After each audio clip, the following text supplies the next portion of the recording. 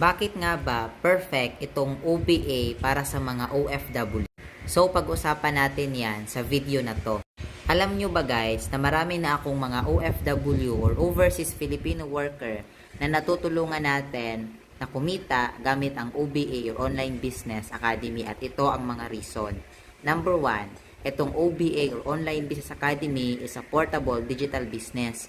Ibig sabihin, magagawa mo to sa bakante mo lang na oras at kahit saan. Kaya kahit nasa ibang bansa ka ngayon, pwede mo tong masimulan. Pangalawa, ikaw ang magmamanage sa sarili mong negosyo. So, hindi mo na kailangan ipamanage pa sa family members mo.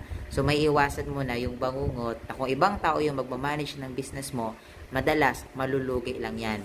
At number 3, pwede to sa mga katulad mo na walang experience prior sa pagbibusiness. Kasi nga, napakadali lang nito at meron tayo mga free trainings na ipoprovide. Kaya no wonder marami ang pumapaldo dito kahit hindi pa naman sila ganun kagaling at kahit hindi ganun kateke. So kung 10 to 15 years ka na ngayon sa ibang bansa at naghahanap ka ng opportunity kung saan pwede kang makapag-ipon, try mo lang, baka makatulong sa'yo. I-comment mo dyan sa comment section ng location mo ngayon.